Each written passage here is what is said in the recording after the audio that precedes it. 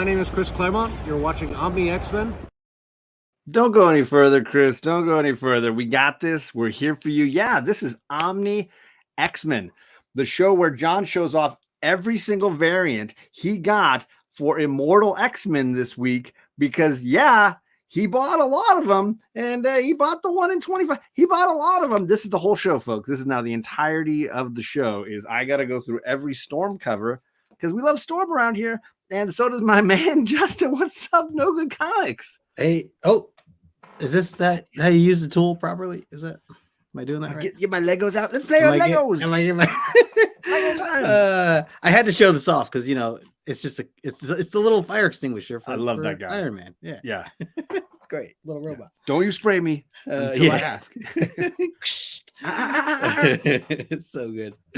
Hey, happy Tuesday, whatever day it is. Hey, first you set the date for Monday. I'm so off. and now I've been going through a lot, Justin. I've been going through a lot of Storm comics. I've been going through a lot of stuff. I was gonna say, this is what happens when you get your books a day early. You deserve this. It's a crime. It's a crime. Yeah, exactly. I'm going to a different kind of jail. I'm not going to the prison. I'm not going to the YouTube jail. I'm gonna go to the LCS jail. Go to lots of jails. Oh gosh. Welcome to Rogue Night. We're going rogue. Yeah. We've already been going rogue. I got mine. Put some Mylar on it. Yeah. She's running. But we follow the rule. What happens in the Savage Land stays in the Savage Land. Yes. So make sure that you're staying here with us to make trouble. And I got to say, we have a pretty awesome guest tonight. That we do. Second time around. And first time on my YouTube channel, which I just learned backstage. Makes no sense. I've hung out with this guy. Maybe it's just because we hang out in real life. We don't need YouTube. We got Disneyland. We got the Magic Kingdom. We got the one and only Ragin Cajun, JD. Hey guys. All right, I'm ready for John's Legos with kids. Yeah, there it is. Wow, that's holy crap. Oh, that's huge, man. Just from the hot press. I just picked it up. You did 630 pieces. Get out. So I'm ready for that's the wrong show. I'm ready for the next. I mean, I'm ready to cancel this. Let's go. What are you building? I'm ready. Triple threat in the chat. Newsy there, and this is what happens when you don't have back in the day when you didn't have like a list or a CLZ on your phone. you forget what you buy. Do I have that? Maybe I don't think I have this cover. I need to get it. Yeah. Oh wait, this is Rogues. I go, my friend told me about it. Let me grab it and turn it into 3 or 4. So as a special little thing, I'm gonna give one away today.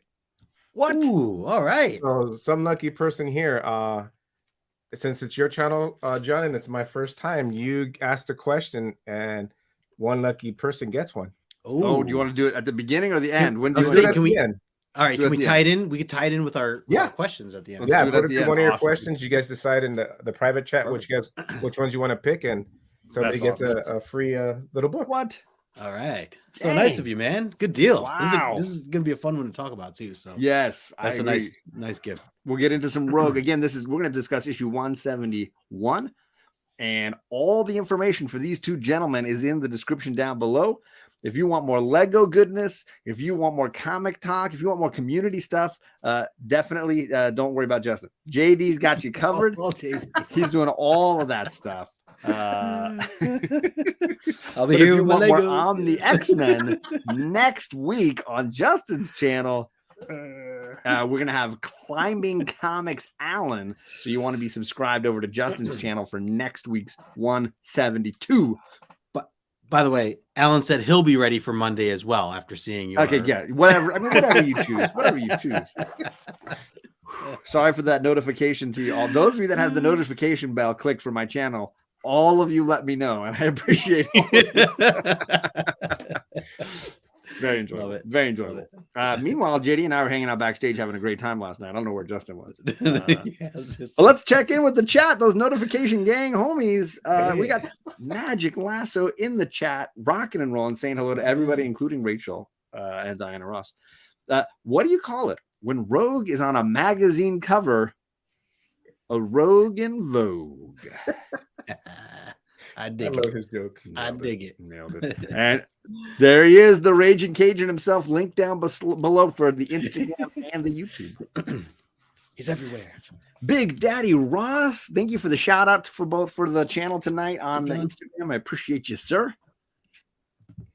So the 2 white streaks in her hair eventually migrate to the middle. I mean, this is life. That's how it plays out. She was being too confused with Doctor Strange and Reed Richards. I get that. Let's see here. Hello to Candace, the other member of the Lego Quad crew. Good to see you, Candace. Happy Tuesday to you. Perry, what is going on, Perry? Hello to you. We got, hey, Mama Comics. I've met her in real life too. What's up, Lucy? How you doing? She's great. She is fantastic. Very, very cool. What's up, Jackson Roy Kirk? Good to see you, sir. Seeing him reminds me, we have a big raffle giveaway coming up at the end of June. He's on the list. If you want to be on the list, you got to stick around to the end, answer the trivia questions correct. You get a shot to be on the wheel. That's right. Good call.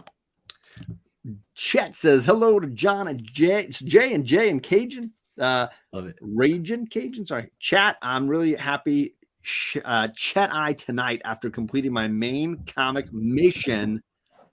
He sent me a picture of something. I saw. Yeah. Crazy. Disturbing. Disturbing. That's one way to say it. I'm like, what picture did you get? Well, I mean, he posed with the. No, what's up? Lucy says, you are very tall and I'm very short. Hey, we go together well. And I'm sorry about the BO. Joel the Geek, one of my best homies who I've yet to meet in real life. Hope you're doing well, Joel. I thought you guys hung out. We were very near each other for a bit in time, but he's now migrated to, I want to say he's in Oregon. So he's traveled away. He's gone away. So yes, welcome to Omni X-Men, folks. This is the show where Justin and I break down an issue of the Claremont omnibus for the Uncanny X-Men run. And we're going issue by issue all the way through. The last couple of weeks, we've been talking about Wolverine, the Miller and Claremont series. Now we're back to the regular run of Uncanny X-Men, and we're here with issue 171, of which apparently JD's got more copies than there are people on this panel. But first, before we dive into the issue, we're going to get to know JD a little more by grilling him with some rapid fire questions that Justin's been spending all day planning, all day. Too busy drinking. Yeah. Enjoy the blue moon. Don't spit it on the screen. And cheers to you, sir. Yeah, man. All right. I have first question, JD. Of course, this has to go to Legos, but if you could design your own X-Men Lego, what comes to mind as like your first design of X-Men Lego? It could be a head, it could be it could be a location, it could be anything that you think of X-Men related. We're all going to answer this question. I'm just telling you right now. This is amazing. If you didn't spend all day planning that question, get out of here. For shame. Get out of here. It's just Lego in my blood, you know. Can I give you two? Yeah, give me two. Okay. Utah, give me two. There's a rumor, which I told you guys before, which I really hope it does come true, is the X-Mansion. So I would love that with the X-Men characters in there. So that's number one. But Lego does make dioramas with little sets. I would love to see 141 made into a Lego. Oh, as a cover. That would be cool. A recreation. Yes. Great idea. Dope. Take my money. Take my money. JD, take my money, man. Pre-order. Can we make it happen? Yeah. Day one, I pre-order that baby. So those would be like my two for sure. Love it. That's John, what would you come up with? Yeah, I want the danger room with the control room up above it. Oh, yes. I mean, you could even have the it thing like that gets where, destroyed all the time. I want, exactly. I want it to be like half of the danger room where like things are happening, and then half of it is just the normal grid wall going up, you know, to the control room looking over with Xavier like looking down, like flipping the buttons and stuff. But I want I just want a danger room. You know, that would be sweet. Yeah, I love that. That'd be my pick. All right. So I've thought long and hard about this. First, I thought maybe some sort of Wolverine sandwich. But then I thought no, because people would want to eat it, break their teeth. Then I was like, maybe we get a statue of Angel doing nothing, but that's too literal as well. It's constant, So I thought instead I would like a massive Lockheed dragon. I think would be the way I would. Like a full size, like if you had like it, like, Titan, like how arm. they have the Titanic thing, like like thousands of pieces or whatever, Yeah. 2,000 pieces, something like that. That would be cool. Yeah. I don't know where I would put it, but it'd probably be the whole room. yeah, exactly. Right on top, right in front of the shield. That's fantastic. All right, look at that. That question worked out well. That was Great question. That was a great question. Great answers. I do have another one here for you, JD, and this one's also very unique compared to what we've ever asked anybody. All but right. because you and I I think we click pretty well on music as well. I have to ask, if you could create a band of members that were only consistent of X-Men characters, who would be in your X-Men or your mutant band? Who would that be? Wow. Well, the lead singer would be Gambit. All right. I mean, right now you've upset Boy. Magic Lasso. I was I'm just just gonna gonna say, yeah. I gonna know, say. but Because that's my plus main you man. He know- wants Dazzler. You know he wants. You Dazzler. know that Gambit is slapping the bass. Come on, you know that guy slaps the bass. No, I Come love on, his please. voice. I slapping the bass. I slapping the bass. He does have a good voice. He does have Yeah. a good voice. All right.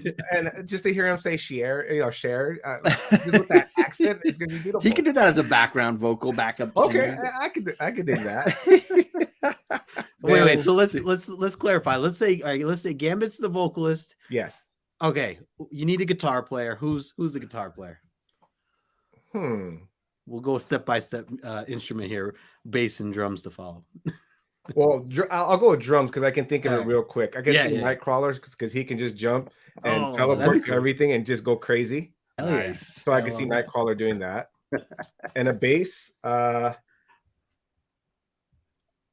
just gonna go crazy and go with Colossus because I can. Heck yeah. I can see him up just there. see him just jamming with it, and he's so big. Yeah. And it'll be perfect. Love it. And what else do we have? You need a guitar. You need someone to kind of lead the way, especially with the solos. Yeah, that's true. Who likes the limelight? Who likes to try to I'm make gonna go with Dazzler. Oh, there you go. I don't know. Does she play? I don't even know if she plays instruments. She does now. Doesn't does matter. now. We She's just playing now. decided that Colossus plays Yep. the bass, so I guess The Yep. spotlight's gonna be decide on her. what we want. It's gonna be that's what I'm gonna go Get them with. practicing. I love it. That's People great. in the chat, I would love to see your answers. So if anybody has not already, throw it in the chat. What would your band members be? We got Shop in the chat. That's why John Doom just Hey. showed up. What is up, Shoppy? What's up, Sean? Good to see you, sir. Hope you're doing well. Adam Ragin said- Comics. What's up? Adam Dale said says Wolverine picking up the Colossus is banjo. on the stand-up bass. There you go. Boom, boom, boom. Yeah. He's got the arms for it. Couching and Slouching says, hello. What is up, sir? Wolverine's on the banjo? I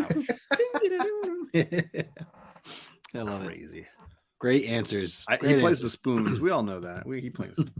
Sorry, I'll get John Doom out. He was like right on top of everybody. Freaking out. He takes over the stream. Well, that was fantastic. Great questions. Great to get to know JD a little better. If you guys don't know him again, all the links are down below. Or just say you're going to Disneyland and meet up with him. That's what I did. It worked out really, really well. I'm just gonna say. Free tour guide. Free tour guide. I know, right? It was fantastic. Gore Vidal says Scott Summers as lead singer wooing JP with "I Did It My Way." That's great. That's What's up, Gore? top tier comedy right there. That's top tier comedy. Dazzler on tambourine. Oh, Yeah. Dazzler is the light show I can see that, only. Yeah. Wow. I was Kitty and thinking the light Jubilee show. as That's what I was backup thinking. singers. Yeah, Jubilee's got to be on special effects, right? Yep. Oh, the lighting. Yeah. Yeah, The lighting. yeah. You could totally do that. I could totally Love see it. that. Mhm. So good. Nice. All right, gang. Well, let's dive into the issue we're talking about tonight. Yeah. We're talking about issue 171, one of those classic covers with the "Welcome to the X-Men" Rogue. Hope you survived the experience. Really just a classic phrase for X-Men. We're going all the way back to July of '83, but just to remind people, this book is an issue that is the continuation of the journey of Rogue. I just wanted to highlight some books I dropped on my Instagram today as far as unnecessarily undervalued books, you could say, in the history of Rogue.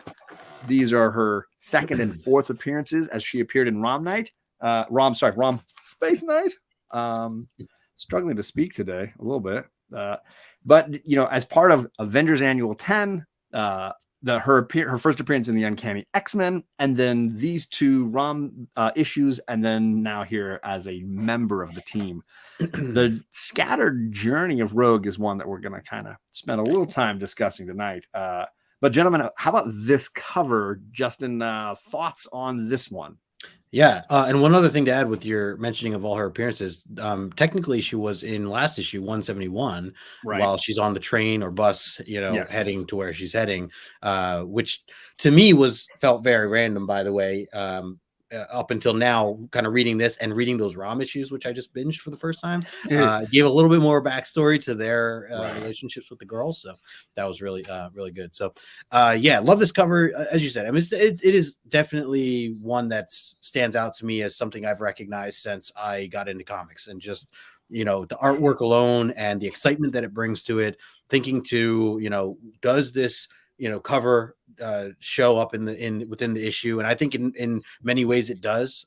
So I'm looking forward to, you know, breaking it down, but I'm glad that it does have those tie-ins. I also like how Colossus is drawn. He's just like, he's like boxier, a little boxier, and but still just like, you know, brolic, and the shin, he's massive shin that he has going on there. And then also, now that I have a little more context as to what Storm's getting into now, seeing her on this, like how serious she looks, you don't see that often, I feel like. And so, you know, you're really getting her. I mean, I guess technically last issue too was like that, but yeah, otherwise, I like that you got Kitty in the background too. And just the white background, I think it all just works well. I don't think you need much more detail other than that. So, and technically, this is still one of those issues where Wolverine is out of the story, right? He's on his journey in Japan. So where without Wolverine hits the fact that it's just his face in the corner box art, right? Yeah. Yep. What about you, JD? What are your thoughts on this cover? I love it, especially because of the wording. Welcome to the X-Men, and them running after you. I'm like, oh, that's the way you welcome somebody, right? But I love it. I see Rogue running it, and her early outfit. Not a big fan, but I accept it for what it is. And just Colossus is perfect. He's big, coming after him. I want to pick up this book and read inside just to see what really happens. Do they beat her up? Do they kill her? Do they keep her? You know. So, of course, Storm, John's favorite character right there. So we have to have Storm there. But Nightcrawler, I enjoyed him in the page. Anytime you get him in there, it's always a plus. So, but the white, again, what Justin said is perfect. I do love this issue, but I do like 170 a little better when they put two people together. Yes. So I'll take that over this, but I'm a fan still. I'm still a fan of the issue. Nice. Yeah. Daryl says Storm's about to go through a big change. Yeah, we're heading into that phase of her evolution, right? Mm-hmm. So I don't love this cover. I like it as, like, I think it's fun and playful and simple. I don't think it has like a lot of emotion for me, or a lot of, I don't know. I've always kind of just felt like it was a lesser cover in a lot of ways. It was not something that I was like, oh, I love this cover. I want to put this cover up. I want to, you know, look at it or whatever. It always just felt kind of like, kind of a lesser to me. The Colossus shin doesn't do it for you. No, it's not working. I don't get, like, the background is like, I guess it's supposed to be the mansion and she's running back out of it. Like, I guess those are the gates to the mansion. I couldn't, you know, qualify it. So I don't know. The background and the color work kind of doesn't do much for me. I don't know how Kitty Pryde's climbing the wall. I don't know how she got up that high. I guess she's doing her levitation thing. I don't know.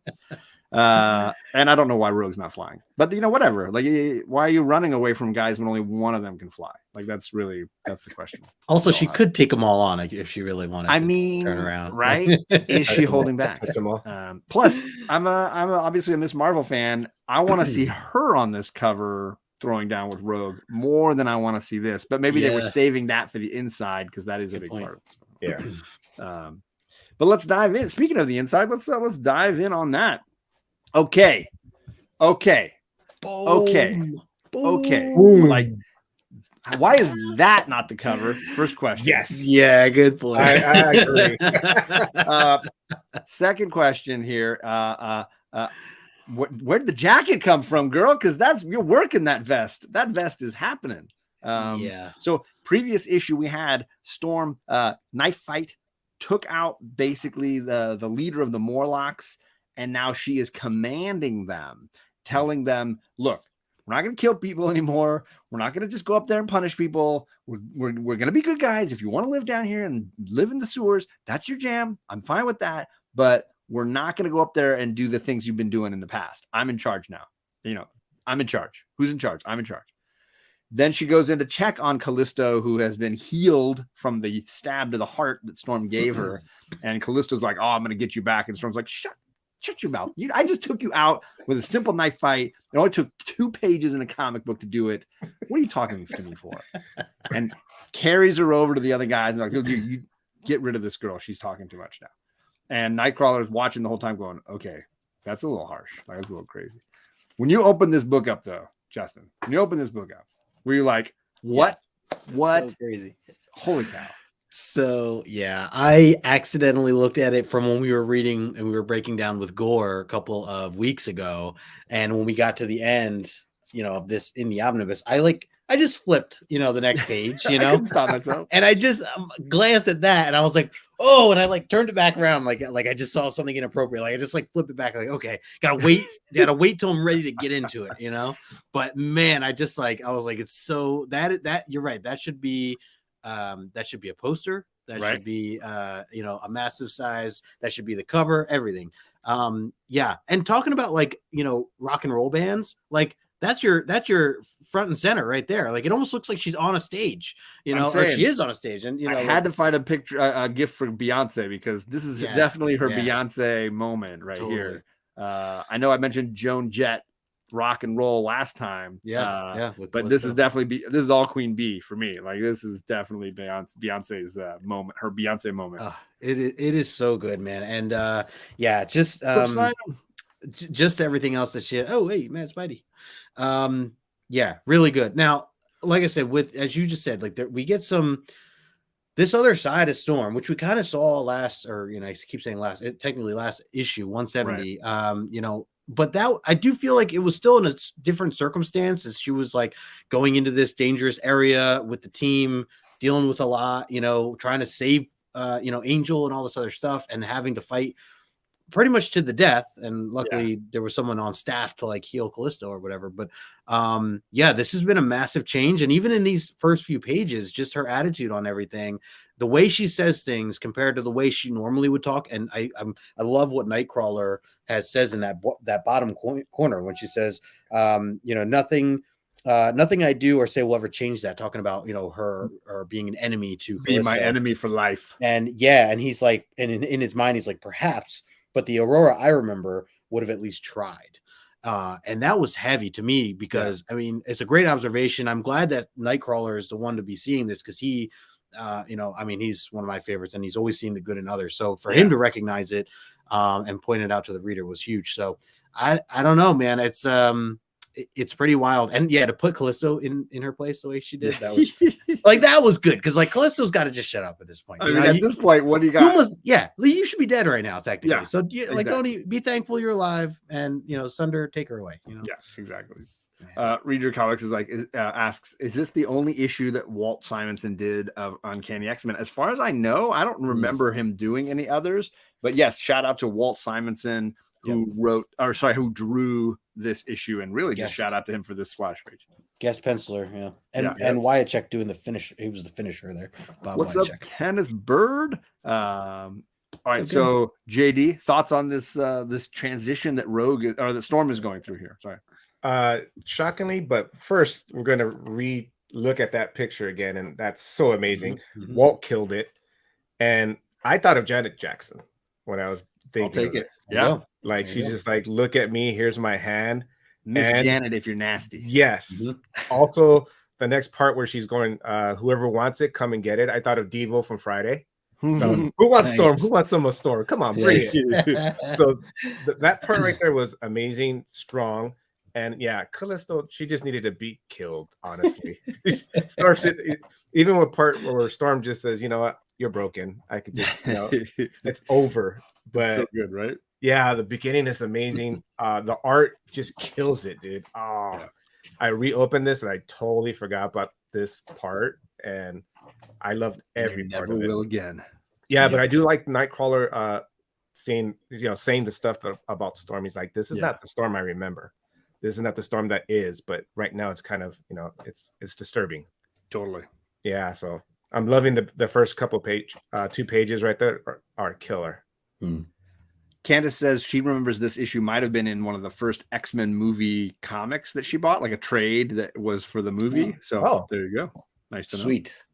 Adam likes his Morlocks. I appreciate that. Alan, Climbing Comics is in the chat. Good to see you, sir. He will be on our next episode on Justin's channel. So if you want more Climbing Comics, you better be there for that. Yep. Diana Ross, right? No one's thinking about Diana Ross. I'll give it to you. I'll give it to you. Yeah. Mark Sousa says, which X-Men would you like to be president or prime minister? I mean, you picked the best leader. I'm not even gonna play that game. Yeah, we'll play around here.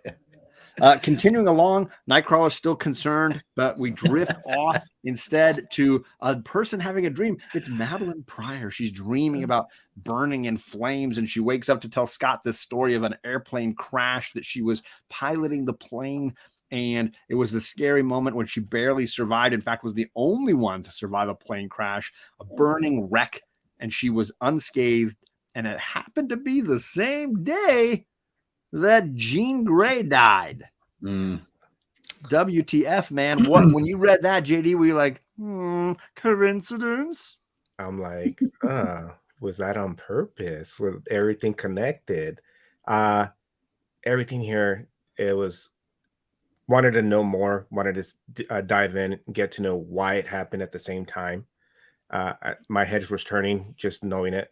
But like Scott right there, I want to know what he was thinking more. Like when you hear that part, it's like, whoa, that was like a throwback, like a flashback when you think of something. Oh, was that the Queen getting thing part? And I was like, ooh. But the flame also in the back, I was wondering if that had anything to do with it when I first read it. I wanted to see what's up with that. Right. But again, I love the art. Walt killed it. I just can't say enough about it. And I just wanted to know what the next page was. I just got curious and more curious. Is there going to be more? Where's Rogue? I'm waiting for that part, but this I wanted to dive into a little bit more. I wish they did. Now, Justin, I know you've read a little bit of the current Hellions run during the Hickman era, which does involve Madeline's character a little bit. I don't know if have you read anything of Madeline outside of this? Nope. I love it. And very little of the Hellions stuff. I didn't get to finish Hellions. I meant to, but I don't even remember like a lot of it from just those first few issues. Anytime you stumble across it, I want you just to stop yourself and get okay. Yeah, because I was gonna say I really am in the dark with all this, and nice. and I just have this feeling, that it's something really big, and obviously these little hints, and like how he mentions the date being the same day in which Jean dies, like all this stuff. It has me thinking. I'm glad too that this was only the 2 pages. I know that they've been doing these last couple issues. Slow burn, right? Yeah, we get this little, we visit Alaska every once in a while to see what's going on. So I think it's well done in, just the scene. It wasn't even like multiple days or anything. Yeah. It's just one, night she's having this nightmare and Scott comes running in. I am very intrigued as JD had mentioned, and I'm curious more, but I guess we won't find out today. It's going to be a little while. I can't remember when the original like Inferno storyline and some of those things happen, because her story basically goes from now all the way through into even the X Factor run, the original X Factor. There's a lot going on there, and maybe people can drop key issues that they remember in the chat. That's fine, because I don't remember specifically what numbers, but I know there is stuff in this Omni and then in the next Omni as well. Nice for cool. Maddie Pryor. All right, moving on, we jump to Carol Danvers, and really what we really see across all 3 of these pages is some really grouchy people. Carol Danvers is grouchy. she's visiting home, but she feels like I'm not me anymore. My memories aren't really connected to my emotions anymore. I know who I was thanks to Professor X, but I didn't live that life. So I'm binary now. I'm going to go off and fly, and maybe, I'm not the superhero I was before. Then we jump to Kitty Pryde. She's throwing a tantrum because she can't find her floppy disks, which were probably actually floppy in this era of history with technology. And Ilyana, who's like, dude, chill. It's just a thing. It's right there under your mouse pad. Like, it's right there. And then Kitty Pryde is like, oh, I'm such a jerk. Then we jump to Xavier. He's grouchy and he's struggling with like, my body should be perfect and working again, but it just can't get it to respond the way it should. And Andrew's like, maybe I can help. Let's play a doctor. And he's like, what? And he should be like, yeah. Even though that first picture of her, or second picture of her, the top corner, really weird body shape and head. In that, it's almost looked like they lost part of her head in that upper far corner there, like it's an arrow. I never noticed that. It's bad. It's bad. And Magic Lasso sent me a screen grab of it. It's so bad. If you have the book open to that far one and just really like pinch and zoom or really get in on it, it's like they erased something and just got lost in it. I don't know how to help with that. It looks like a character in Bob's Burgers. It's bad. It's bad. It's bad. We were talking nicely about Walt Simonson, but we're not doing it anymore. Yes. I missed that part. I don't. It's bad. It's bad. It's like the eraser broke or something. But it doesn't matter because they're all saved by the doorbell ringing. Xavier screaming to Colossus, answer the door. Even though you're like, couldn't you psychically just know who it is? Like you could read the mind of that. You know who it is, right? Why do you have to freak out? Okay, lazy. So he sends Colossus running down to answer the door, but we'll get to that in a second. I feel like this is a lot of whiny people across 3 pages. Am I the only one? JD, did you read this and we're like, oh my god, the X-Men are whiny this week? Yes, I totally agree 100%. And I did see the flathead at the end. Someone took a hammer to it. Yes. But the beginning part. It's all that Jägermeister. Too much Jaeger.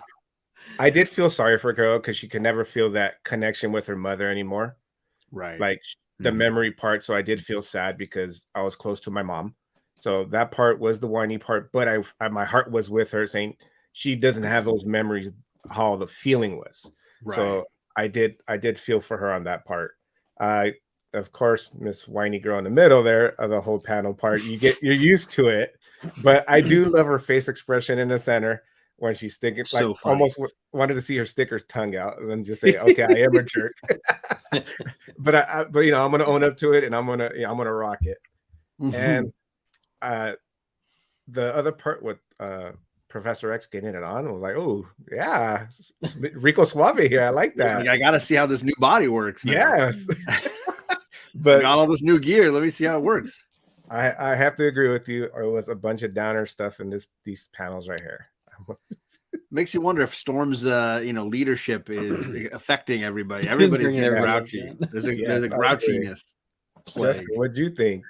Oh man, these were I really like that we get these little moments because it helps me remember kind of where we left off with certain things, certain traumas that have happened to characters, that it's just nice that they keep it going, and that I don't know, other stories don't do that. I feel like, so something like this, seeing Carol kind of as a reminder that she can't feel. I don't even know if I fully still had that connection or or thought about her, and that's what she's dealing with right now. So I thought that was pretty big. This page here, and then of course, starting off as binary, flying off and not sure where she's going. The kitty thing that just reminded us that she's still a kid. She's still immature, and I think she's still struggling with the idea of the New Mutants. She's blaming them, she's like, well, these kids are hiding this, my stuff. How am I supposed to get work done?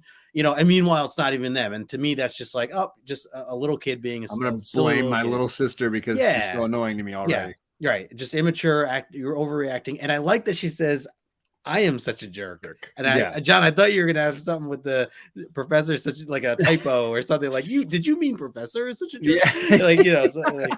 So that was great. And then the last bit here, we didn't really mention it, but the part with Colossus where it says that he is out downstairs pondering the complex mysteries and inherent contradictions of a cookbook. And he's just in a kitchen like thinking real hard trying to figure this stuff out. And by the way, that one panel of him all the way to, at the bottom middle where he's running down the stairs, that's Elvis.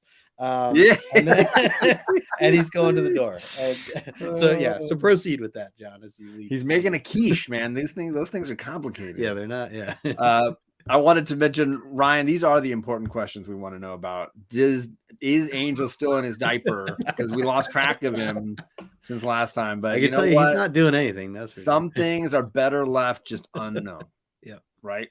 That's really, I just don't want to know those things. Opens the door and what? It's Rogue. And he doesn't even have to punch her. She just falls down. She's like, yeah, don't hit me. And he's like, I am so ready to pound you. And she's just like, I'm really scared to be here. And she goes through and talks to everybody. And she's like, look, my powers are out of control. I feel horrible about what happened to Carol Danvers. I have like her memories and my memories, and I can't tell what's real and what's mine and what's hers. It's all very confusing. I'm learning how to do these things, and I may have made mistakes following Mystique and Destiny around all this time. Help me.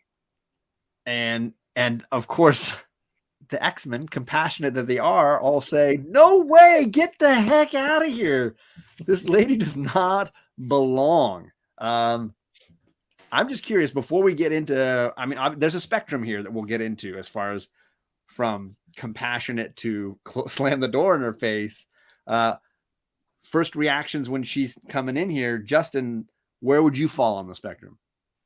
Yeah, I try to like understand both sides of it. And I feel like whoever shoes I'd be in, I would feel the way that they were portrayed here. So like Nightcrawler, for instance, like, I mean, he was like very tongue in cheek with like, hey, this is maybe your punishment for what you have done. You ever think twice now about that? Like, I feel like I'd feel that way if I was in his shoes. Now, the one thing is obviously with Professor X being who he is, the whole reason he started X-Men to begin with, and having this school and knowing that he wants to, help younger anyone that's struggling and trying to get into, understanding themselves and being accepted and everything else, like having that mindset more of, it's hard to get over the hump, but I do think he's right in that regard. I will say as a middle ground, if I was like Nightcrawler there and trying to make my argument, I would say, okay, fine. Like, let's let her in the mansion, but throw her on the actual team, the X-Men team. Like that to me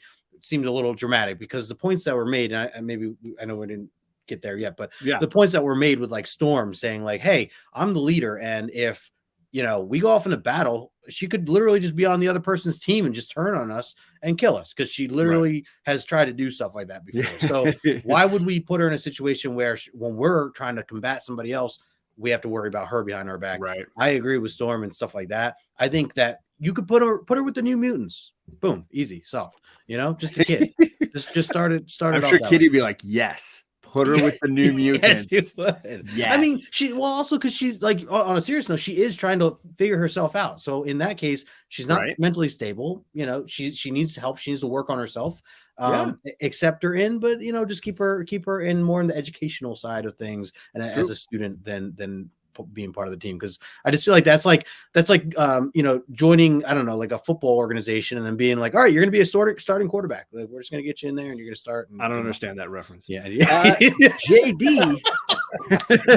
You talk soccer, Ted Lasso. Oh, there you go. That's what I meant. Yeah. Goalie. Where would you fall on the spectrum here, man? I'm in the same boat as Justin. You're both sides. I agree 100% on either side. When you first see her, you just think of the past, what she's done, all the harm, being cautious, but the slap in the face is Professor X saying, I'm going to throw you on the team. That's the big part where I agree with Justin. I don't trust this girl. She has to earn my trust because of her past. Right. So I wouldn't let her do that. Like, just what Justin said, put her on a different team or just have her at the mansion, just gaining the trust. Because if this is truthful, then you would wait to see if the Brotherhood comes in, if they're going to come and attack. Yeah. It's like, she's got to prove herself. Yeah. She could just touch me and I lose my powers, and then all the other guys come in and boom, we're done. Yeah. So I totally agree, but I am sympathetic to her. And that's what the X-Men are. With Charles Xavier takes in everybody, all mutants. And he has that part where I wish one of them would have had more compassion, just like Charles Xavier. Because they're under his wing, that he would influence them, and then they would in turn kind of be like him. I didn't see any of it here, but no, I agree with Justin on that part. Can I add one other thing too? There were two things that this scene reminded me of. One, and I don't want to get your channel in trouble, John, but this was very much a Dumbledore and Snape argument, and I've just been on this Harry Potter kick. So thanks, Justin. Thanks. Very much like Dumbledore just being like, "Hey, Snape's a good guy. I trust him." Anyways, the other thing that this picture, especially in the living room, as you see Colossus standing there, I just pictured everyone walking around like the scene from Anchorman when they're upset that the new woman is in, and they're like, "It's Anchorman, not Anchor Lady," and then I don't know what we're yelling about. So I just pictured that as the scene. Yes, so, that makes sense. I can get that. I get that. There's some great comments in the chat. Magic Glasses says, if I woke up married to Callisto, I'd need a diaper. There you go. Toby, good to see you. He says Mystique is Rogue's daughter by way of adoption. This is true. Yes. Good fact. Rogue would say, I'm on the New Mutants. God, Professor X is a jerk. I mean, I get that. And yeah, go sports ball. I agree, Alan. Go sports ball. This is a huge character reevaluation with Rogue, not only like emotionally, psychologically, but physically. The drawing by Simonson and later by Smith does change her, right? Physically. And she's going to go with less of a skunk look, right? The skunk hair is going to evolve, as we mentioned earlier. You're the telepath, Xavier. Professor Enriquez, if you please. Sure thing, Chuck. Too soon, Justin, says Candace. Too soon. I like Lamp too. Everybody likes Lamp. I like that. I don't even know how to get into this, Toby, but yes, Rasputin is cool. Did you everyone's screen just go black with a "this channel is closed" message? It did. We're shut down. Apologies all around. YouTube jail. Let's continue. The discussion goes on. Kitty Pryde is, by the way, keeping her mouth shut, which is a change of pace for her. And all she says in her mind is, give me a break. And Xavier gets pissed at her. Kitty, your thoughts were plain enough. And I had to include Ron Swanson being, that seems like an invasion of privacy. I want you all to register this moment as just he is casually reading Kitty's mind, just in that moment, just casually reading her mind without any request on her part. That's the jerk we're talking about when we say Professor. There it is. I mean, he's got to be able to control his power at this point. I'm just saying. They're discussing it. Storm saying, I like to be involved in this. Xavier saying, I want to scan her mind. Let me have some conversations with her. The rest of the team's like, let's go exercise. We'll get this out by fighting it out. We'll get into the like exercise of it all. And I'm just going to go ahead one, but we can go back if you guys need when we get into it here. They're going to go into the danger room. And what does Ileana have planned for them? She turns on the danger room and it's Belasco and the creepy hellscape that he had her captured in. Everybody starts freaking out. What's going on? Kitty Pryde's like, this is way too much. We need to tone this down. Turns around and all of a sudden Ileana has got red eyes and her soul sword appears. She busts it out. She starts trying to kill everybody. Oh, specifically Kitty. Kitty is shocked because it actually cuts her even when she's phasing. She's like, what in the world was that? And she's finally able to like phase enough to stop Ileana from being able to do anything too dangerous and calm her down. And everybody comes running out of the danger room after it's shut down, being like, what just happened? Justin, what do you want to say about this? This just evolution of action here. So, first of all, if you can go back on the last slide, the artwork, I love how Professor X's face is actually just that whole panel in general, the close-ups of the faces, or Kitty way over on the side, and then Kitty with her hand here. I love the detail in this stuff. And I know, so this is Simonson, but like some of this kind of gave me the vibes of Paul Smith. Like I don't know. Some it of still it has did, his like it has his style to it a little. Yeah. So love that. Definitely stood out to me there. I love just kind of the bickering. And then we get into Belasco. This took like a complete turn for me. And as I read this stuff, I just kept thinking, like, this whole issue to me, at first I open it up, I'm like, oh, okay, yeah, it's gonna be an awesome Storm issue. Here we go.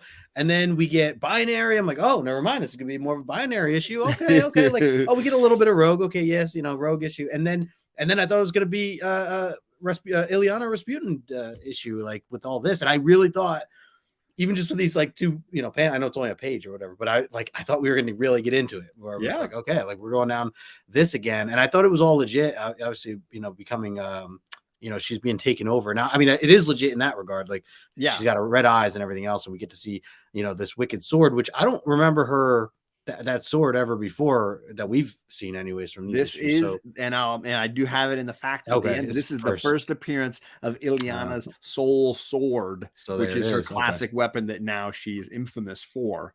But this is the first time we ever see it. That's awesome. So that's really cool to know that this is part of that. So just good on Kitty for dodging these swings, by the way. But and the last part was where she's like holding her, how the background just goes white and it's just her holding her there, Kitty, like trying to calm her down, and she just says, I remember. Like, that's really haunting and really I mean, clearly there's something up that they're gonna have to. I know Storm kind of mentions it, like, we never actually looked into that, like, or there's not much detail to go along with it, but I can't wait to learn more about her as a character. I agree, Joel, including first time Storm wears a vest. I'm saying there's a lot of good things. There's a lot of good things here. JD, any thoughts on these few pages here? I think Justin hit everything other than I love the art again. The face expressions on each panel are amazing. I totally love Kitty. I'm loving Kitty's face expressions on every panel here. Heck yeah. And that one killed me because I could see her just doing that. And I'm feeling, damn it. It's such a teenager look. Yes, definitely. But I do like how everybody's worried about Xavier, and they're all, we need to protect him. We should protect him. It's true. But he is a big boy. He has it. But he's a jerk, but he's a big boy. He is a jerk. He's a big jerk. He's a big jerk. But he hit everything on everything here. The art's amazing. The action is, I love it. And seeing the sword, I was so excited when I saw it again. I was like, shoot, this is all good. What did you think, John, brother? Gore says, I just imagine Christopher Walken as Professor X. I pushed. I'll push you. Where'd you hide the soul stone? With the soul sword? All right. I thought this was really exciting. I do like that we're finally getting some Ileana drama. It's like she spent all these years aging up, but then it didn't seem to amount to anything. And I think to Justin's point, like this issue is one of those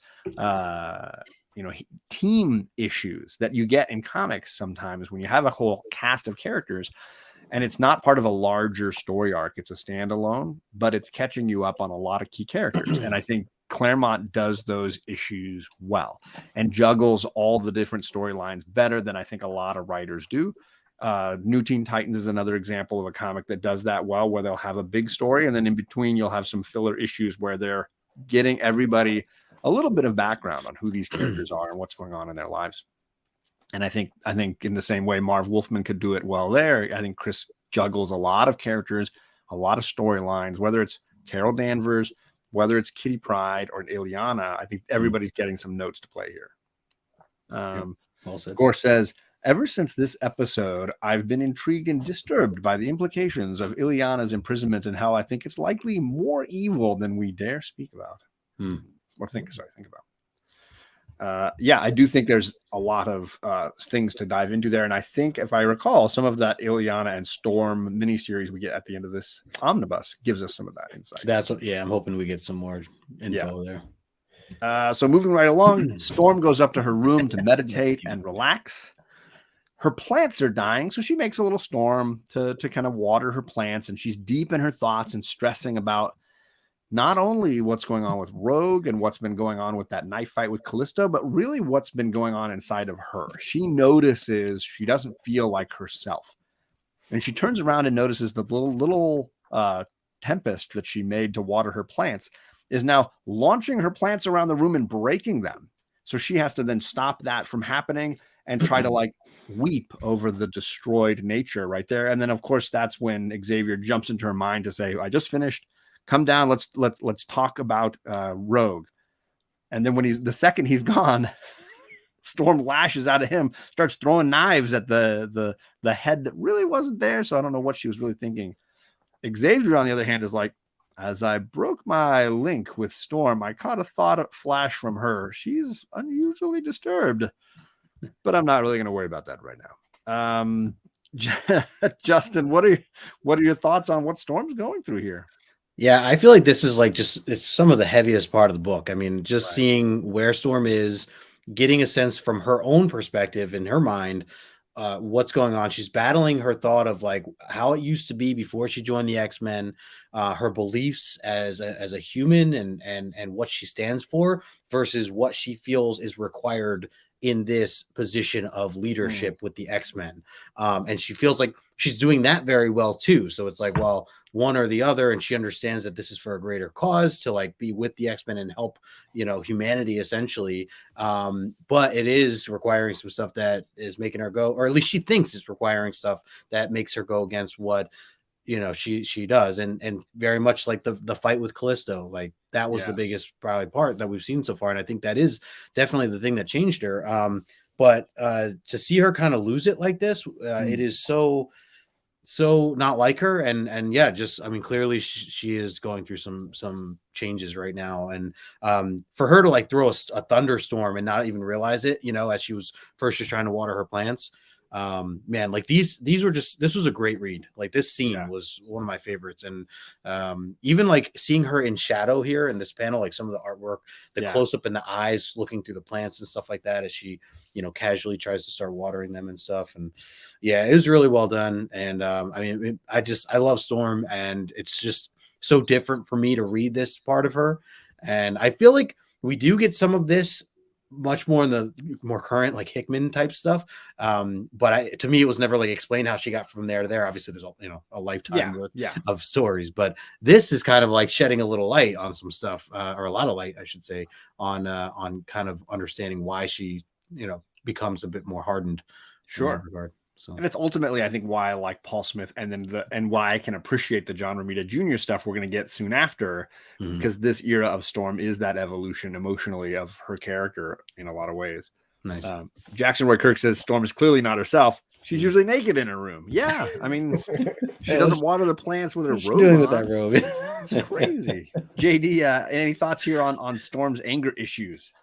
I like how she's figuring out finally, like inside her head, that dude, there is something wrong. I got to find out what's wrong. But the one with the shadow, that's the one that popped out. I feel like though I'm standing at a crossroads, and she's trying to figure out, do I stay with the X-Men? Do I stay as the leader?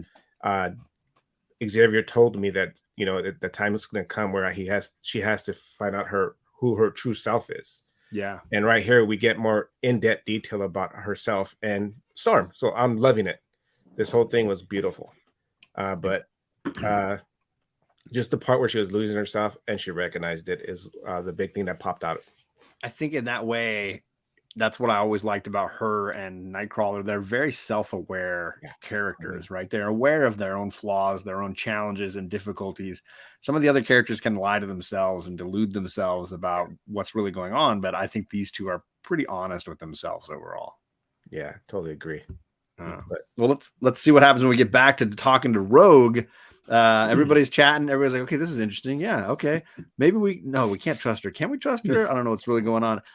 Of course, it's that moment that we get these amazing panels of Carol Danvers flying down. She's like, oh, home again, the mansion. I'm gonna stroll on into the quiet. Everybody's chatting. All of a sudden, exploding out of the ceiling of the mansion is Rogue, and she gets launched all the way into basically to the bang zoom to the moon, almost off the panel. Yeah, you can see her starting to go. She's flying all the way to the moon, and then she has to.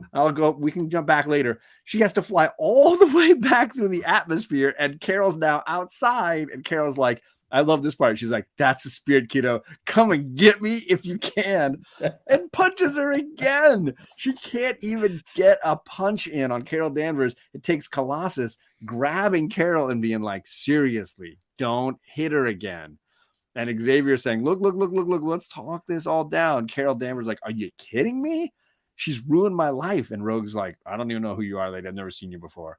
And she's like, "Well, let me show you what I really look like." And then Rogue's like, "Oh, well, this is awkward." Yeah. And then they're like, "My bad."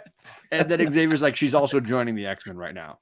And then Storm's like, "Professor, if she stays, I go." And then Nightcrawler backs her. Nightcrawler says, "No apologies. My apologies, Professor, but we all go."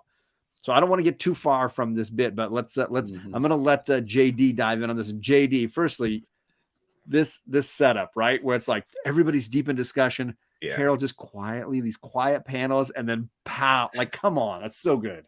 Yes, this is perfect. I love the action. I don't blame her for doing this. I would have done that. I would have absolutely. Yes, 100%. Everything was fast, great, loved it. And of course, Professor Xavier being the jerk. Let's relax. Let's calm down. I would have thrown being F-bombs on everything, man. Yeah, right? What she did to me? Come on. I'm in the right. She's in the wrong. Come on. You're full of crap. She took my entire identity, my powers, my memories, everything.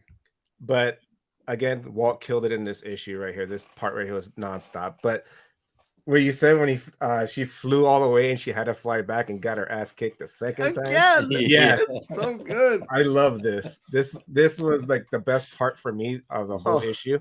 I love it. I read it like 3 times just for that part right there. But I'm gonna finish with Xavier is a jerk.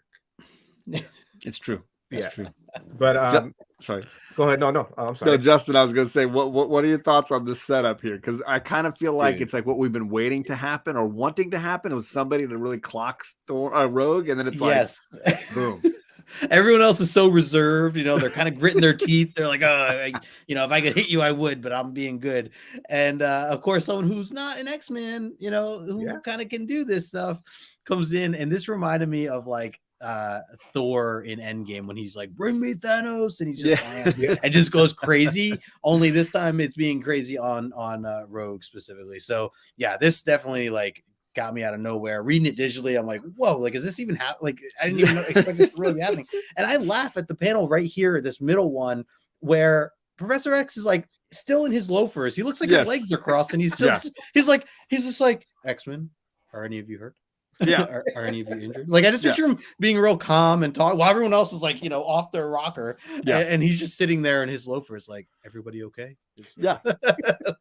Very calm, None of his sentences have exclamation marks. No, on any of these. There's no like immediacy to emergency here. "X-Men, are any of you injured?" And I can almost, I love the bit when she goes in the house and it's just the house from afar. I can almost hear like birds chirping and it's like quiet and peaceful. And then it's like the explosion of Rogue through the ceiling. And I like you saying off the page. Yeah. I love all that. And also it was part of a really intense moment. And I know I talked about this like ahead of time, but that's where Storm was initially like, Rogue's history. If we're expected to fight beside someone we do not know, dare not trust, who might betray us at any time, like, you expect us to do that? Like, all this like serious, like, these are great points that Storm's making in this argument, and then it's all interrupted, by this. Because I'm curious what Xavier would have like responded with in that moment, because I think Storm has such a great point there about all this. Which is why Binary had to come in and punch Rogue out of the ceiling, because otherwise we'd have solved all of this. Yes, that's very true. Yeah. And then I just love the awkwardness of like, she's like, "Well, maybe if I turn back to who I really am," and she's just like, and it's like the font for Rogue saying Carol Danvers is so tiny. This is awkward. It's barely there in the bubble. Yeah. And the fact that both Storm and Nightcrawler, like, in the same panel, are like, "We'll walk," like, we'll walk. And you can continue if you want to talk a little bit more, Justin, because obviously the debate continues for the rest of the issue of like, do you stay on the team with Rogue if she's on it, or do you leave? So what you want to say something about how this all kind of wraps up, because this is how it ends. Yeah. Like this was, well, I like how it separated, because like it made everybody think, but then Storm really like just like, everyone's like choosing like their side right now. Right. I'm gonna do the same, and I'm gonna like, she walks off, and and good thing, like I didn't want her to like rush this, I like that she's like talking within herself, trying to figure all this out, and she's making really good points on both sides on whether or not she stays, on whether or not Professor X is right with having Rogue there or not, like all these different things. And then the rest of the team, Binary flies away, which by the way, I don't blame Binary either, because she's just like, is this a joke? Are you kidding me? You're actually gonna have her, my friends are now doing this? Yeah, like she feels so backstabbed, and of course. And I totally, I don't blame her at all for feeling that way. And she's like, I'm no X-Man, so I have no problem with it just leaving. So she's out. Yeah, exactly, Lasso. So that was, to me, a lot of walking on eggshells, awkward, like tight moments there of or intensity of just what everything means, what it all stands for, and what's going to happen next. I also just want to say that half like shadowed face of Storm, love it. Just so good. That close up of her and her thoughts, and just saying Aurora or Storm, which is it going to be, like, and it just leaves you like that. Like, I'm like, what the heck? And I turned and I see Wolverine's face, because that's where the miniseries comes in the omnibus. But I'm like, I need to know more. So JD, I want to ask you a question. So the other day, this could get a little heavy, I guess, but the other day Charlie asked me about like why some people could commit a certain kind of crime and not necessarily have to really serve much of a punishment for it. And that's kind of what's happening here with Rogue. And I think Xavier raises the point that I raised to Charlie, which is like, well, then we have to decide as a nation or as a civilization, like, what is the point of our punishment? What's the point of it? Are we trying to just make ourselves feel better? Or are we trying to make that person better? What is our function here? Are we trying to create a person who can then rejoin society and be valuable in some way? Yeah. Or are we just trying to punish them for something that we feel they deserve punishment for? Right. And I think Xavier's saying that about Rogue in a way, right? He's basically saying, like, if we're here to try to make mutants better, shouldn't we do that for her? Like, shouldn't we be that for her, that option? And we obviously, as the fans, know what Rogue becomes. So we're cheering for Rogue as much as we're cheering for anything. But how do you feel about what Xavier says here? Because he raises great points about the function of his school. Yep. I totally agree with, on this part, I have to agree with Charles Xavier. Why are we here? Why are you standing with me? This is what I do. I take them in and I give them hope. Right. So that's the part. It's you try to see both sides of it, because I know it's a horrible thing that what she did, but she's here showing that she is telling you that she's wrong. And she's trying to reform herself and try to become somebody good. And I think, how somebody who does a crime, they try to do much more than a normal person for good, just to make the right. Right. I don't know if I said it correctly or if I said it good. To make up for a wrong. Yes. Right? Yeah. It's just that's what she's trying to do. And she's coming in and she knows, and she's telling you that she was wrong.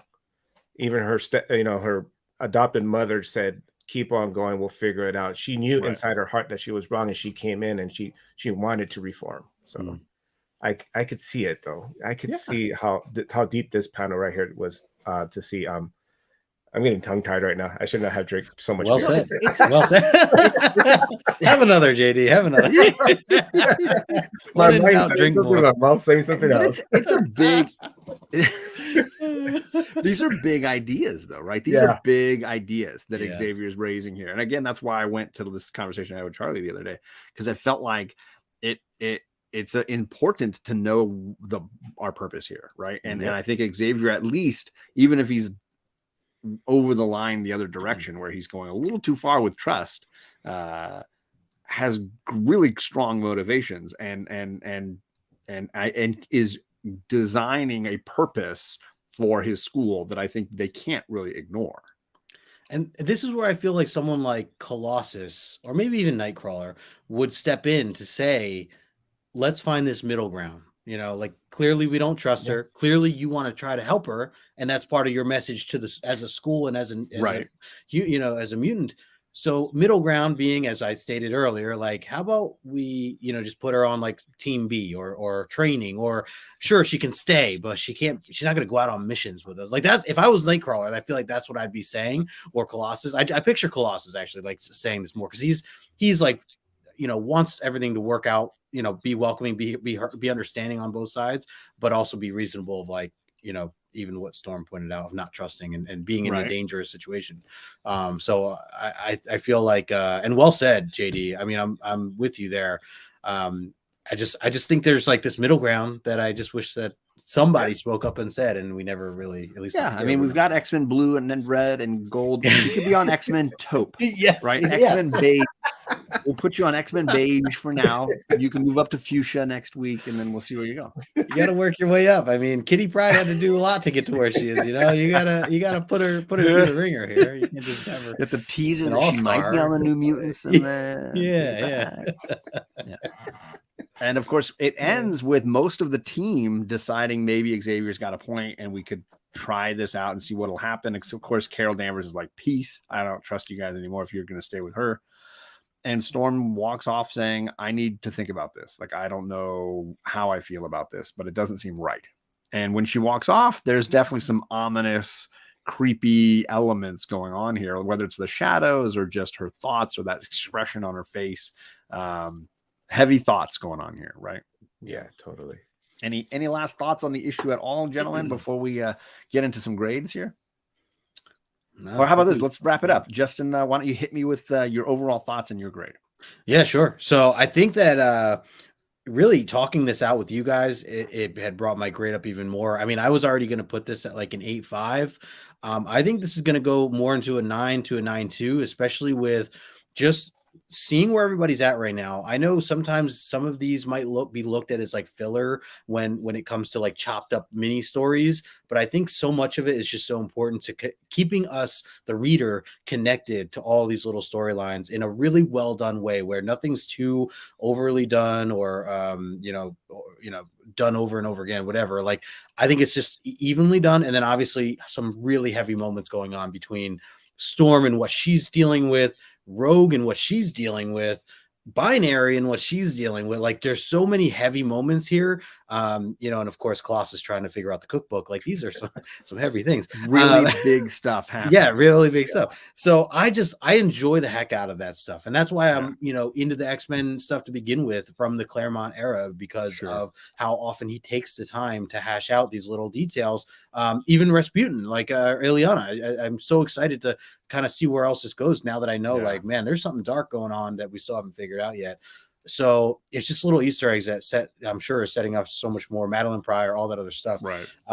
So for them to fit it into one issue like this and make it work to what I feel makes it work and not drag on in any way, I think well done. I mean, 9.2, maybe 9.4 as I'm even speaking this out. And of course, he's getting stupid. Simon's, you get an upgrade. Yeah, you get an upgrade. But, and also the artwork, like the artwork is just so great to like, man, like I was nervous. I'll say, like, after we left John Byrne, like very nervous with where we were going to go with artwork. And so far, overall, it's been, other than that one, the one flattened Lilandra, half an Lilandra, where the pencil stopped working. Other than that, everything has just been so great. The Paul Smith stuff, this stuff, like, all around. We'll just call her Lila and that. There's no Lilandra. JD, final thoughts, and how would you grade this one? I'll go 8.59. Nice. Art amazing. Other than that one part, I enjoyed getting to know everybody even more. We got into Storm, which was amazing. Seeing her battle her thoughts to see if she's going to be on the Xavier side or just go back to her home. But realizing that, you know what, this is my family. I enjoyed that part. I like how we got the fight scene, which was my favorite part, which was total nonstop action. I enjoyed it all. I know I'm going to say something I don't want to say, which is going to be stupid because I'm a little buzzed. But this is me every Tuesday, JD. No, I'm going to probably say it wrong, but I enjoyed it.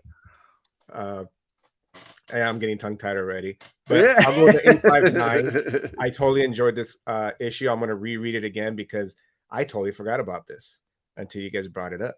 And you invited me. So I do love this issue more than I thought I did. Nice. So, kudos on that part. Awesome. What did you think? Because Awesome. Well said, man. Well said. No, I'm pretty much right there with you guys. I was going to give this an 8.5 as well. I'm right in that range there somewhere. There are pieces I liked more than others, but as far as what Justin would, say people might consider a filler issue, I think they were handled really well, and none of them bogged the story down. Right. They weren't given too much time or too little. It was actually really well seasoned by Claremont across the entire issue. And yeah, Walt Simonson definitely stood up shoulder to shoulder with those other guys and took an issue all for himself and did a very wonderful job in that first splash page. Glorious, absolutely amazing. Glory. He had a glorious purpose in this issue, and he nailed it. So very happy about that. He really did. Let's see here. Chet says a 9.0. Art still lackluster in your opinion. Get out of here. Come on, you like Chet. Binary, right? I mean, Binary is always pretty. I always like Binary. I like that Chet gave it a 9.0 though. There you go. Justin's feeling better about going all the way to 9. He gave it a 9.9, I think, is what he said. Yeah, I'm at a 982. Yeah, keeps getting better. Well, let's look at the FAQ. No, just the facts. Let's just check the facts. First appearance of Illyana's Soul Stored. Rogue joins the X-Men, and I thought this was a cool fact I learned while researching this a little bit. The comment on the cover, "Welcome to the X-Men. Hope you survive," was used for Kitty in issue 139. And it'll later be used for Havoc in issue 219. So this is one of 3 covers that utilize that phrasing. Oh, that's a great. Oh man, I'm gonna want to make sure I own all those. Yeah, kind of cool. That's cool. So the issues are included there if you want to screen grab this, anybody, and save that info. Nice. There is 199 on the census of this book. It sold in the year 2011 for a little over $800. However, there's about 489 eights, and they sell for around 180 fair market value. I feel like that 99. That's actually I actually thought it would be more money. I mean, I don't know. I mean, maybe because it's not like a key, but it's also 10 years ago. Yeah, 2011 was a while ago. Yeah, so 12 years ago. Yeah, 12 years ago. True. So I'm sure that number would not go for that price at this stage. It might go for double that, double or more. Buy it now. Yeah. Add to cart. Jackson Roy Kirk says story 9.5, art 4.5. Shots fired at Walt Simonson. Man, no love. But big love for Louise, his wife, who was editing the book at the time. So that may be why I got the job. Was Walt the one that did some of the Thor stuff? He did. And I want to say, was he storyteller or was he more he did the both. pencil? He did both on his run. He was writing and doing the art on that interesting. series. Okay. And I want to say he did some of the X Factor when Louise was writing that. But maybe if anybody wants to correct me, then please go for it. Interesting. So that is it, folks. Those are the facts on this issue. I bought this originally because I was an Illyana fan and I knew that it was a key for her, but everybody's got their reasons for appreciating this great comic, and there's the cover one last time. For sure. Boom. So thanks everybody for joining us. This is the end of the show where we start to do our giveaway, like raffle entries, and JD has a special giveaway he's doing tonight as well. So thank you for sticking around. We're going to ask trivia questions, 4 of them about last week's issue, and then we got to come up with something fun to ask for JD's giveaway as well. I've got an idea, but I'll type it in the private chat while Justin kicks us off with his first question here in a second. Okay. So here's how the questions work. We're going to ask 4 each. They're about the previous episode of our show. Remember, we jump back and forth between my channel and Justin's, so you got to subscribe to both. Last time we were on Justin's channel talking about issues 3 and 4 of the Wolverine miniseries that Chris Claremont and Frank Miller did. So the questions will be about that issue and specifically the episode of us talking about it over on Justin's channel. So if you know any of those issues, if you've read those, you'll be ready and locked and loaded. However, if you watched the episode, you'll know just as much and be just as ready. We're looking for 2 correct answers. So the first 2 people that are correct will get entries. We're also looking for the person that makes JD laugh the most, or at least entertains him the most. He will choose a 3rd hilarious, fun answer.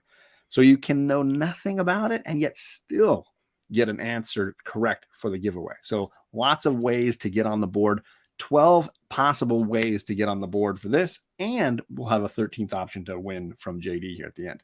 So, Justin, you ready for Love it. question number 1? Oh, yes. Oh, yes. All right. First question. This actually refers to the 4th issue of the 2 issues that we broke down from Wolverine.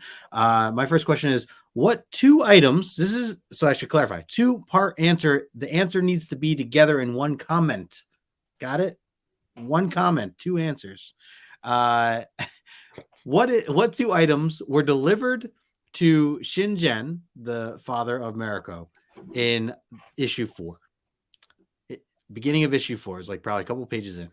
He had received something. Someone brought to him. One of his henchmen had brought something that was delivered to him essentially in a box, and he opens it up. There's 2 items that were in there.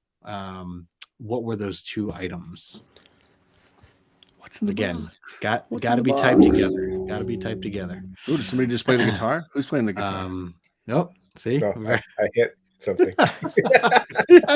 Don't break the just have a guitar. drink, KD. Have a drink, JD. Hey, that blue moon goes down so smooth. It's gonna make me laugh even more. Oh man, we're getting Joel some good says funny ones already. a I see. sandwich and a pickle. Because he really should have a pickle. I mean, I guess if it's a PB&J, you probably don't need the pickle. But yeah, Yeah. mayo and mustard, says Adam. Good combo. Good combo. A ninja hoodie and a note. A ninja Mm. hoodie and a note. Ninja hoods and a note. Sandwich and slabs. Sandwiches and slabs. That sounds like a great show, like a lunchtime YouTube show. Oh, there you go. Sandwiches and slabs. You use the slab as the plate, and you eat your sandwich right off of it because it won't be any worry. It's right? great. A photo of Sunfire and tickets to a Diana Ross world tour. Those Is it an autographed picture of Sunfire, or are you just creepily carrying around a picture of Sunfire? Is this like a fan thing? Like you asked for his Selfie. autograph, or he just gave it to you? Or is it just like you're stalking him and you're carrying it around? Yeah, I got so many questions about that. That could get weird. The ultimate nullifier and the Mormasa sword. Oh, I don't know the Mormasa sword, but the ultimate nullifier, Reed Richards is going to be looking for that. Sandwiches and slabs does sound like a comic book store and sandwich. Oh, all right. You Open get up your a shop. sub and you get your Submariner. That's so good. We got a new business, John. Yes. Submariner sandwiches. A sandwich and a pack of beer. That does sound like Logan. It definitely does. Sunfire is who you have to take to the concert. Pass. All the way pass. So, Justin, have we had any correct answers yet? Finally, there we go. We've had one. Is this the other? Is this qualify? Yes. We'll give that to Chet. The first one was Ryan. One of Ryan's many. Ninja was a hoodie, hoods it was and a hood and a note. No, Yeah. Okay. Yep. Okay, so Well I got done. Chet and I got Magic Lasso. All right. Some good comedy ones there, JD. Any of them stand out to you? Scott's Tears and Professor X's beef jerky. Candace coming in strong at the buzzer beater. This is solid. All right, I'm gonna have to give this one to Lasso. Nice. The Sunfire and the concert tickets for tickets. Diana Ross. The photo of Diana Ross. Yes. Photo of Sunfire. Got to go with the world tour there. It's hard to beat Ryan. He's got that fast internet and he's funny. Nicely done. All right. So, gentlemen, check the private chat. I wrote a question in and a couple of answers. I may not have even come up with all the correct answers that we could give, but if you like it, if not, give me another alternative while I am doing my. The other thing I was going to say is if you want to just include it in one of our secondary questions, John. Secondary questions meaning Are like your second or my second question. That in like also the first person to get the correct answer or the funniest answer also wins. Yeah. Oh. Instead of a different one, but this whatever works too. JD wants, man. This works too. Whatever JD whatever you wants. guys want to do, I'm down with it. Whatever. I'm goodness. happy with either one. You're doubly indecisive. Drink that beer. All right. That's My why I'm first agreeing with question- you guys. I didn't hear what you said. I just agreed. At least he's honest. JD's like, sure. Yeah. Are we live still? Yeah, sure. All these people in the chat are like, I'm dreading the "Jeez, first just day I ask meet questions. you, Justin. Right now, all I see is know- picture gonna is be chat having like this. great- Chat's like It's this. gonna be great. JD. Answer your question. Just ask your question. Yeah. Ask your question. I just want to type it. Refresh. Yeah. I'm not answering. I'm not asking. Can you tell yet. I'm red? I Like haven't right here. Yeah. It's just You're the lighting. heating up. It's the lighting. You just gotta wait. You gotta fan your face a little. All right. My first question is: Wolverine and Yukio are on a hot date at the start of issue number 3. Name 2 things they do on this crazy night together. Any 2 things. I've come up with 4 things that they do together. I just need any 2 things that Wolverine and Yukio do on their night on the town. Joel has already got the correct answer. He says it's 42. So we are done. He wins. He wins the comic book. Done. Nicely done, Joel. Nicely done. Wait, Yeah, a couple of answers here. A couple of options for answers here. Yeah. Any things? I need 2 things that Wolverine and Yukio do on their night together. Share a pickle is one thing, Joel. Jeez. Gosh, you suck at this game. Damn it, Joel. They kiss and drink wine. It's not that kind of class. It's Wolverine. Yeah, Wolverine. Let's be right. This is a correct answer. They get in a bar fight and they get drunk. That is correct. I'll accept those. Kiss on the train tracks and fight a sumo guy is way more accurate and way more correct. I'll accept that answer as well. Gentlemen, well played. But do they play Twister and drink? So Candace is not wrong, because she did point this out when we were talking about it last time. There were moments where, as they were getting up, it looked like they were poses they were in. they looked This like is they true. were playing Twister. It's true. Playing skee ball and miniature golf. Ooh, I love both. I mean, that's Both way of them. better than some of the other things that they did on this date. That's too much Getting baseball. almost run over by a bullet train and fighting ninjas. Wah, wah. I don't know that I could say this on my channel, but it's phenomenal. Way better than Netflix and chill. This is way better than Netflix and chill. That's so good, Ryan. It's amazing. It's absolutely amazing. Yes, Candace, you're right. You're spot on. Kiss the sumo guy and then fight on the train tracks. Was there a kiss? I mean, I'll accept it. They did nearly play chicken, not post chicken, with the bullet train. Yeah. I'm glad you fixed that spelling. All right. I'm assuming Lasso wins again for the comedy. Oh yeah, they did kiss. Yes. They kissed the sumo guy? Oh no, not the sumo guy. They kissed Oh. each other. Sorry. Yeah. I thought he says kiss the sumo guy. Oh, I'm because the sumo guy. Okay, yeah, no. kiss on the sumo guy. I was like, I don't know about ready for that. All right, JD, what's your favorite funny answer? I'm gonna go. Yeah, I'm gonna have to go Lasso again. I'm not going to read it out loud. JD's but like, who's in the chat? I'm not going to read it out loud. JD's like, I'll take the first name I see there. No. I put my hand over my mouth because I was laughing. It's pretty iconic now. I'm gonna try to play that out later. So have we decided how we're gonna do? Are we gonna do Justin's second question and the first correct answer wins the book? Yeah, that works. Can we do that? Yeah. Okay, so this is gonna be not only for an entry on the list, but first correct answer also wins a direct edition copy of the book we read tonight. Boom. First appearance of the Soul Sword. Rogue joins the X-Men. Al deal. sorry, is it a Milgram cover? I can't remember. No, it's not. It's I've already messed this up. God, I suck at this. Walt Simonson did the interior art. I know that. JD just spit his beer all over his computer. Watch out, the Legos. The computer just turns to black because the screen is beer, and that doesn't go well with your computers. Yeah, there's no signature. The freaking Rican is in the chat. What's up, Rod? Good to see you, What's sir. up, brother? Jackson Roy Kirk says, "I'm not an Omni X-Men Q&A until we get a chat. It's not an Omni X-Men Q&A until we get a typo." So sorry, what was that, Justin? You were showing. I don't think that's a signature. I don't think that's I think that's just squiggly lines.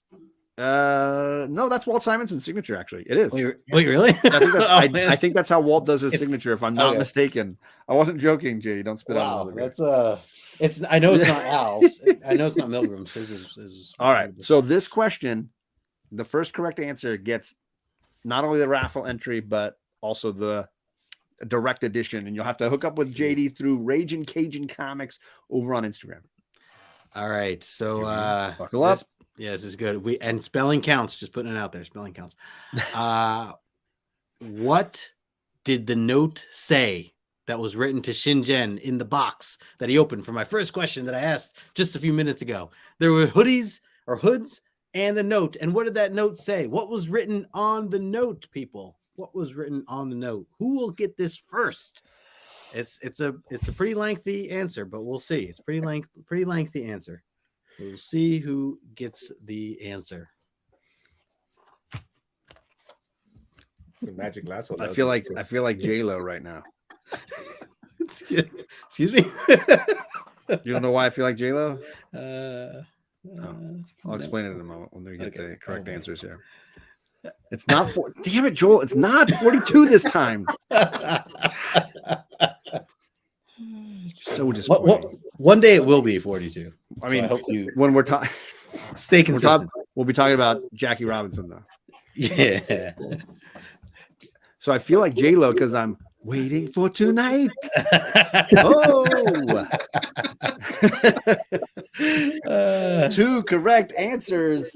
Magic Lasso and Chet, the Chedai Knight, both Nice with the correct answer. Yeah, all it said was tonight. That was it. So we were waiting for tonight. So Lasso is the one that gets the book. Lasso, you need to check in with Raging Cajun.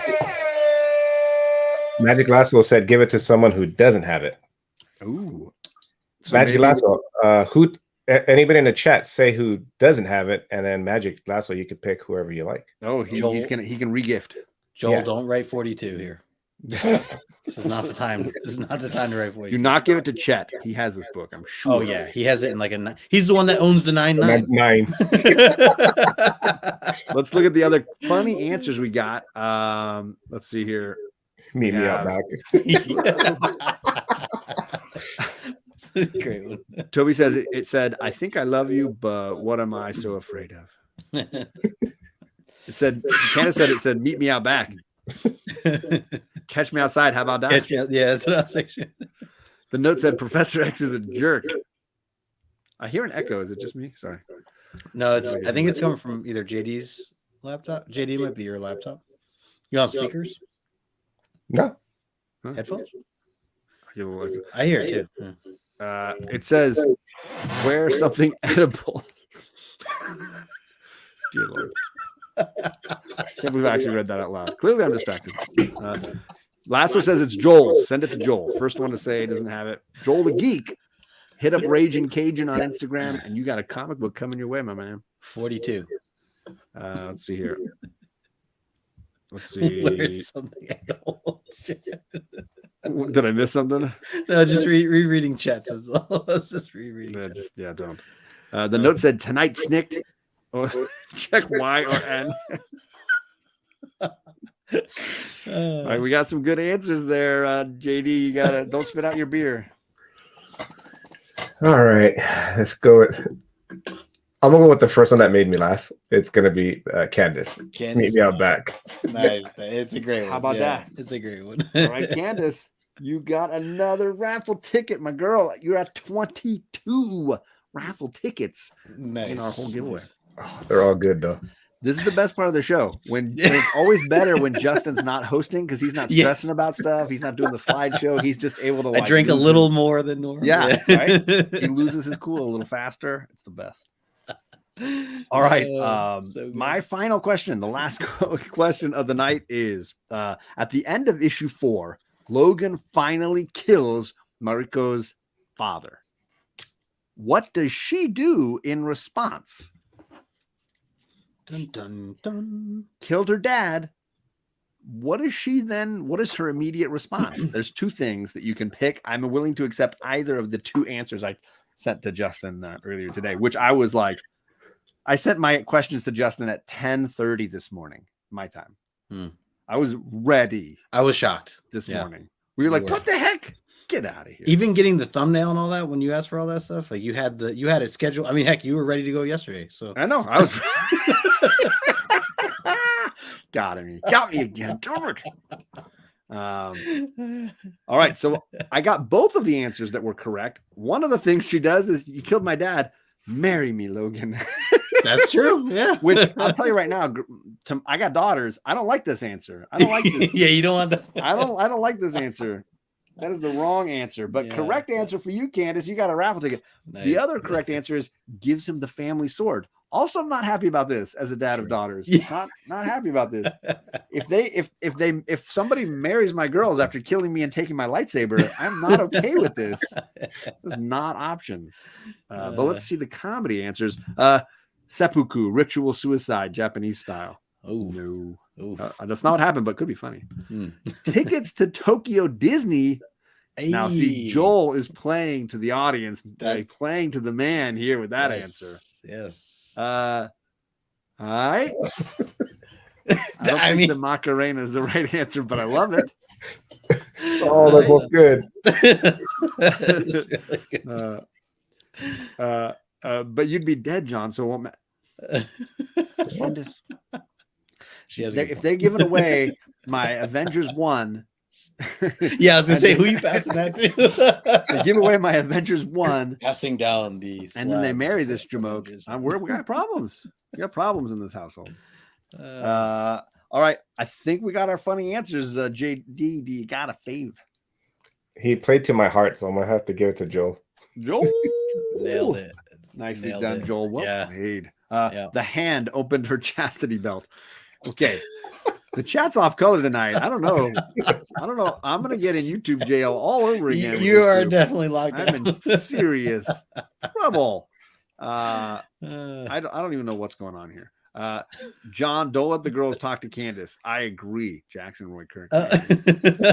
So that's it, folks. Those shenanigans wrap up this whole thing. We're nearing the end. As I said at the top of the show, the end of June is the end of this omnibus, and we're going to have our giveaway show at the end of June, which means you've got a couple months left here of enjoying Omni X-Men and our shenanigans, and then we'll close it out with that mini series of Magic and Storm, and Jen from Comics Will Break Your Heart will be there for that final episode, and then immediately following that, I believe on Justin's channel we will have the giveaway extravaganza, and Chet's going to give away his whole collection. It'll be phenomenal. Was I not supposed to say that? I'm sorry. Sorry, promises. Accurate. But we will have a piece of original art that Justin and I are commissioning together, and the artist Tim Stacy, his Instagram is linked down below, and you can check out his art and the cool things that he can do, and get a piece of his artwork because you're on the raffle wheel that we're going to spin. It's going to be amazing. John's been on fire. He got the name right and everything. He's I haven't even been drinking that much. I barely put a dent in this thing. Come on, man. I know. I've been too busy, laughing. I think, being sure I don't get on Instagram's or my YouTube's YouTube jail. So please make sure that you're continuing to watch. Those of you that watch tonight, obviously you're here right now. Be over on Justin's channel in a week, and you can answer questions based on this incredible episode and this incredible issue, because we're going to be reading 172, the wedding of Mariko and Wolverine. So if you want to be there for that, let's see what's going down at the wedding. Alan. Reminder: JD all his info is down below. And on the weekends, he's doing great stuff with community members, getting to know really channels sometimes I've never heard of, a chance for me to follow great new community members and have some laughs. So huge shout out to JD for taking the time to join us again. And people should definitely subscribe. You're the man, JD. We appreciate you, brother. No, thank you for dealing with the drunk here. No, dude, this is all. I loved it, man. We have to have you here with Lego next time, though, when we build Lego. Yeah. If I don't set up so early, Lego building. I think we got something. I think we're on to something here. It's gonna be a Saturday night Lego build. I can't find that piece. I don't know where the piece is. I can't find that place. Do that sober. Halfway through, JD's like, "I'm on the wrong book. This is not the right book." He's on the phone with Lego. You didn't send all my pieces. I swear, there's a piece missing. Like, sir, did you check your other hand? Like, oh, I didn't open the bag. Oh, I didn't open that bag. No, thank you for having me, guys. Thank you. You guys are hilarious. Always a blast hanging with you, brother. No, Thank you. I love You're the hanging out best, with you man. two It's guys. so good to hang out with you. I'm so grateful that we got to hang out in at Disneyland. Sorry, I just froze and then caught up, and it was buck wild. I don't know what happened. Yeah, I feel like I was spoke in a time really warp there fast. for a second. Like, You said you love me. That I was a heard it. little- yes, we heard you love. Yeah. Yep. So hopefully we got more Disneyland in our future because I definitely want to go back with the girls and hang out with you again. So that's got to happen soon. I'll be there. And I've got a gift for you. So yeah, we got to meet up and just swap. I have fun one for you gifts. too. There we go. Nice. Nothing for Justin. Everybody. You'll open it 2 years later. yeah, it won't matter. I won't open it for 2 years. Nailed it. That was phenomenal. I don't know how I'm gonna top that. So we're gonna get out of here, folks. Subscribe to Justin and JD, and we'll see you back here next week on Justin's channel for issue 172. Bye. Hulk out.